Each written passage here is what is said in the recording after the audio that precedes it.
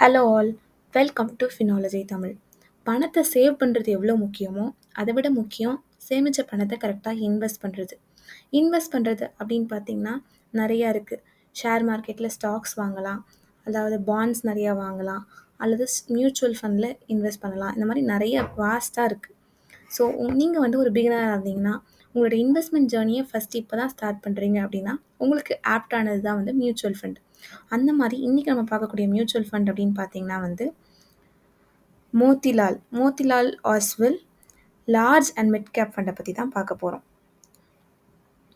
So இந்த ஃபண்டை பற்றி நம்ம என்னென்னலாம் டீட்டெயில்டாக பார்க்க போகிறோம்னு பார்த்தீங்கன்னா வந்து இந்த ஃபண்டோட ப்ரீவியஸ் ஹிஸ்ட்ரியை பார்க்க போகிறோம்.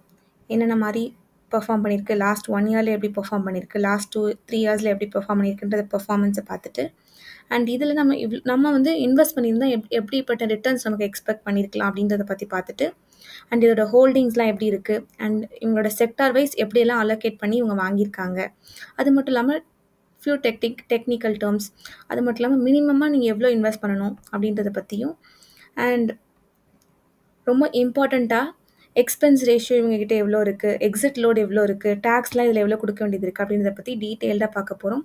ஸோ வீடியோவை ஸ்கிப் பண்ணாமல் பாருங்கள்.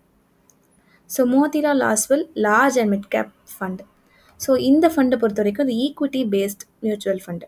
ஸோ ஈக்விட்டி பேஸ்ட்னா என்னது, நம்ம இன்வெஸ்ட் பண்ணக்கூடிய பணத்தை அவங்க ஃபுல்லாக ஷேர்ஸ் ஸ்டாக்ஸ் தான் வாங்கி வச்சுருப்பாங்க. முக்கால்வாசி ஸ்டாக்ஸாக தான் இருக்கும். ஸ்டாக்ஸ்னால் ஈக்விட்டின்னு இருக்கும். இதில் வந்து லார்ஜ் கேப் கம்பெனிஸும் இருக்கும், மிட் கேப் கம்பெனிஸும் இருக்கும், and moderately high risk. So ஆப்வியஸாக எப்போவுமே ரிட்டர்ன்ஸ் எங்கெங்கெல்லாம் அதிகமாக இருக்கோ அப்போ ஆப்வியஸாக ரிஸ்க் அப்படின்றது அதிகமாக இருக்கும். ரிஸ்க் அதிகம் என்ன அர்த்தம், ரிட்டர்ன்ஸ் நமக்கு நிறையாவே எதிர்பார்க்குறோம். ஃபார் எக்ஸாம்பிள் நீங்கள் பாருங்களேன், கடந்த ஒரு வருஷத்தில் 2.39% வந்திருக்கு. அதே கடந்த 3 வருஷத்தில் ஒரு வருஷமும் 27.44% ரிட்டர்ன்ஸ் கொடுத்துருக்காங்க. சரியா? அப்போது ஒரு வருஷத்துக்கு நீங்கள் ஒரு லட்சம் இன்வெஸ்ட் பண்ணியிருந்தீங்கன்னா அந்த வருஷத்துக்கு 27,000 உங்களுக்கு இன்ட்ரெஸ்ட்டாக மட்டுமே வந்திருக்கும். இதே 3 வருஷம் நீங்கள் அந்த ஒரு லட்சத்தை அந்த இடத்துல வச்சுருந்தீங்கன்னா வந்து உங்களுக்கு கிட்டத்தட்ட 80,000 அதாவது கிட்டத்தட்ட இன்னும் ஒரு லட்சமே வந்திருக்கும். சரியா? ஸோ இதே நீங்கள் அதே 1 லட்சத்தை நீங்கள் ஒரு நார்மலான ஒரு பேங்க்கில் டெபாசிட் பண்ணிங்கன்னா 3% தான் வரும். 3% தான் எவ்வளோ, கரெக்டாக 3,000 ரூபா. 3,000 ரூபா எங்கே இருக்குது, 27,000 ரூபா எங்கே இருக்குது, கரெக்டாக? ஸோ நிறைய ரிட்டர்ன்ஸ் வருது. ஸோ நிறைய ரிட்டர்ன்ஸ் வர இடத்துல நிறைய ரிஸ்க்கும் இருக்கும். சம்டைம்ஸ் மார்க்கெட் நல்லா பெர்ஃபார்ம் பண்ணலைன்னா உங்களோட மணி வந்து கம்மியாகவும் வாய்ப்பு இருக்குது. அதுதான் வந்து ரிஸ்க் ஹை அப்படின்னு நம்ம சொல்லுவோம். ஸோ இவங்க லாஸ்ட் 1 மந்த்தில் எவ்வளோ ரிட்டர்ன்ஸ் கொடுத்துருக்காங்கன்னு பார்த்தீங்கன்னா நெகட்டிவில் தான் இருக்குது. ஒரு இன்வெஸ்ட்மெண்ட் அப்படின்றத பொறுத்த வரைக்கும் நம்ம லாங் டேர்மாக ரொம்ப நாள் இன்வெஸ்ட் பண்ணணும். அப்போ தான் நமக்கு ஒரு நல்ல ஒரு ரிட்டர்ன்ஸ் கிடைக்கும். ஒரு மாதம் இன்வெஸ்ட் பண்ணிவிட்டு நல்ல ஒரு ரிட்டர்ன்ஸ்லாம் நம்மளால் எதிர்பார்க்க முடியாது. இது லாஸ்ட் 6 மந்த்தில் வந்து 24% லாஸ்ட் 6 மந்த்லேயே. லாஸ்ட் 1 இயரில் 2.39%. அதே லாஸ்ட் 3 இயரில் பார்த்தீங்கன்னா 27.44%. லாஸ்ட் 5 இயரில் 29.18%. அண்ட் ஓவரால்னு பார்த்தீங்கன்னா 24.09% ஆனுவலைஸ்டு ரிட்டர்ன். ஃபார் எக்ஸாம்பிள் இது 2019 ஆரம்பிச்சிருக்கு. 2019 இப்போ வரைக்கும் 2025 6 வருஷமும் ஆனுவலைஸ்டு ரிட்டர்ன்ஸாக 24.09% கொடுத்துட்ருக்காங்க. ஸோ இதை நம்ம கால்குலேட் பண்ணலாமே. ஸோ ஆனுவலைஸ்டு இதன் ஃபார் எக்ஸாம்பிள் இப்போ நான் வந்து அப்ராக்சிமேட்டாக நான் 3 இயர்ஸ்க்குள்ள ரிட்டர்ன்ஸை நம்ம எடுத்துக்கலாம். 27.44%. ஸோ 27.44. ஸோ மாதம் நீங்கள் ஒரு 10,000 மட்டும் இன்வெஸ்ட் பண்ணுறதா வச்சுக்கோங்களேன். 10,000 நீங்கள் இன்வெஸ்ட் பண்ணியிருந்தீங்கன்னு வச்சுக்கோங்களேன். ஒரு 10 வருஷத்துக்கு 10,000 நீங்கள் இன்வெஸ்ட் பண்ணியிருந்தீங்கன்னா மொத்தமாக 12 லட்சம் நீங்கள் இன்வெஸ்ட் பண்ணியிருப்பீங்க. ஸோ இந்த 27.44% உங்களுக்கு ரிட்டர்ன்ஸ் மட்டுமே 39,48,000 உங்களுக்கு வந்திருக்கும். டோட்டலாக 51 lakh. இதே நீங்கள் பீரியட் அதிகப்படுத்துங்க. சப்போஸ் நான் ஒரு 15 வருஷத்துக்கு இன்வெஸ்ட் பண்ணுறேன்னு வச்சுக்கோங்களேன். அப்போ எனக்கு 1,84,000, 18 லட்சம் இன்வெஸ்ட் பண்ணியிருக்கோம். ஆனால் 1,84,000. ஸோ இன்வெஸ்ட்மெண்ட் பொறுத்த வரைக்கும் நம்ம லாங் டேர்மில் ஸ்டே ஆகியிருக்கிறது தான் வந்து நமக்கு நல்ல ஒரு ரிட்டர்ன்ஸை கொடுக்கும். இங்கே பாருங்கள், 6 கோடி 20 வருஷத்துக்கு நீங்கள் இன்வெஸ்ட் பண்ணியிருந்தீங்கன்னா 6 கோடி. ஸோ இது வந்து நம்ம அதிகப்படுத்த அதிகமாகிட்டே இருக்கும். சரியா?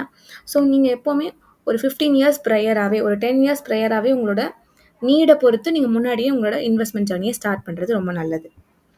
அண்ட் இவங்களோட ரேட்டிங்ஸ் 5 ஸ்டார். ஃபண்ட் சைஸ் பார்த்தீங்கன்னா 12,427 crore. மினிமம் சிப் அமௌண்ட் 500 ரூபா. சரியா? அண்ட் இது மந்த்லியாகவும் நீங்கள் இன்வெஸ்ட் பண்ணலாம், அல்லது லம்ப் சம்மாக இருந்ததுன்னா மொத்தமாக ஒரு டைமில் கூட நீங்கள் இன்வெஸ்ட் பண்ணலாம்.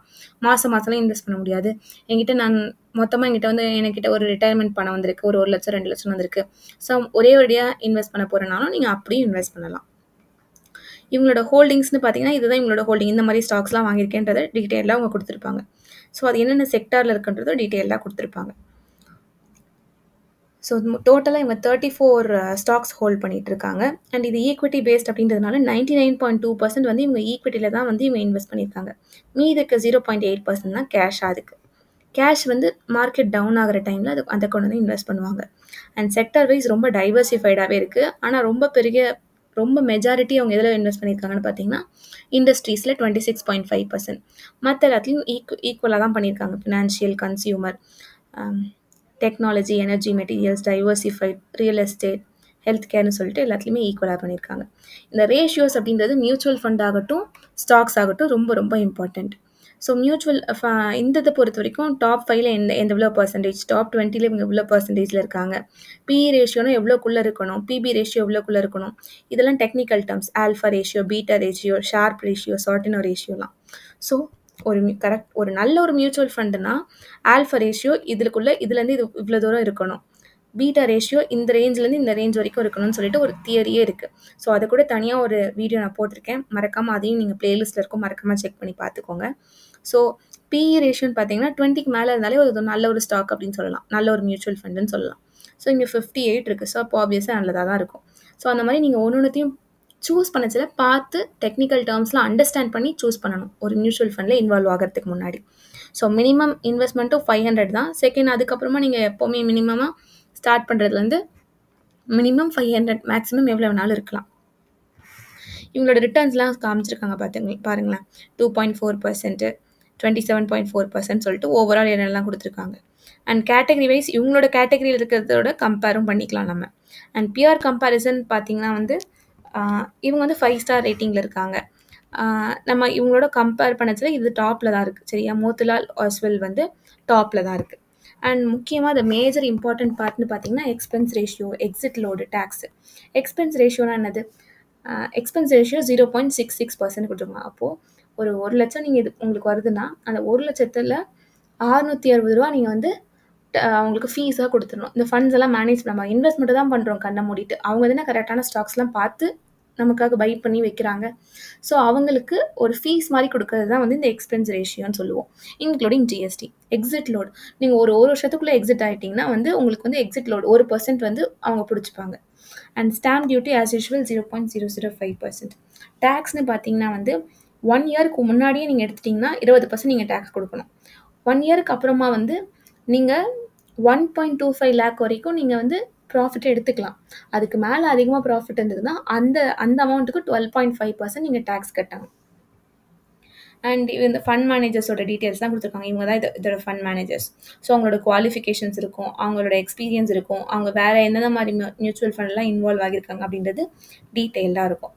ஸோ இப்போ நான் என்ன பண்ண போகிறேன்னா இந்த Motilal Oswal large cap and mid cap ஃபண்டோட நான் வந்து கம்பேர் தான் பண்ண போகிறேன்.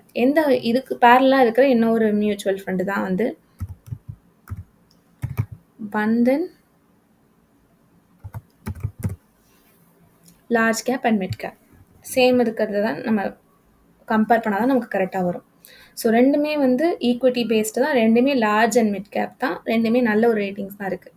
ஆனால் இங்கே பாருங்களேன், லாஸ்ட் 1 இயரில் வந்து மோத்திலால் வந்து 2.4% கொடுத்துருக்காங்க. ஆனால் பந்தன் வந்து நெகட்டிவில் பண்ணியிருக்காங்க, -3.0%. இதே லாஸ்ட் 3 இயர்ஸில் பார்த்தீங்கன்னா மோத்திலால் 27.4%, பந்தன் வந்து 27, இங்கே 24 இருக்குது. லாஸ்ட் 5 இயர்ஸில் பார்த்தீங்கன்னா வந்து இங்கே 29, 26. ஸோ கம்பேரிட்டிவ்லி வந்து மோத்திலால் ஆஸ்வெல் பந்தனை விட நல்லாவே பர்ஃபார்ம் பண்ணியிருக்குன்னு சொல்லலாம். ஆனால் இங்கே பாருங்களேன், ஹை ரிஸ்க் அப்படின்றது ரெண்டுத்துலேயுமே ஹையாக தான் இருக்குது. ஆனால் மினிமம் சிப் அமௌண்ட் இங்கே 500 இருக்குது, இங்கே 100 தான் இருக்குது. ஸோ யாருனாலும் இந்த மியூச்சுவல் ஃபண்டில் கலந்துக்கலாம். ஸோ மினிமம் உங்களால் 100 தான் சேர்க்க முடியும்னு நினைக்கிறவங்க வந்து மோத்திலாலில் சேர முடியாது. பந்தனில் தான் சேர முடியும். ஸோ இப்படி நீங்கள் கம்பேர் பண்ணிவிட்டு மினிமம் சிப் அமௌண்ட் எவ்வளோ இருக்குன்றதையும் பார்த்துக்கலாம். எக்ஸ்பென்ஸ் ரேஷியோன்னு பக்கத்தில் மோத்திலாலில் தான் அதிகமாக இருக்குது இதோட கம்பேர் பண்ணத்தில். என்ஏவினா ஒரு இதோட மதிப்புன்னு பார்த்தீங்கன்னா 35 ரூபா தான். இங்கே 152 ரூபா நம்மளோட ப்ரைஸு.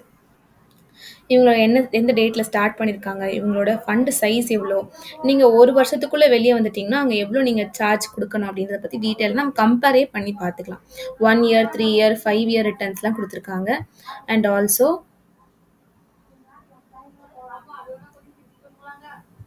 இதோட அட்வான்டேஜஸ் டிஸ்அட்வான்டேஜஸ்லாம் கிளியராக கொடுத்துருக்காங்க. ஸோ நீங்கள் அதையும் கோ த்ரூ பண்ணிவிட்டு இந்த டெக்னிக்கல் டேர்ம்ஸ்லாம் நல்லா பார்த்துட்டு இவங்களோட டாப் ஹோல்டிங்ஸ் என்னென்ன இருக்குது, இவங்களோட ஃபண்ட் மேனேஜர்ஸோட டிஃப்ரெண்ட் டீட்டெயில்ஸ்லாம் கொடுத்துருக்காங்க.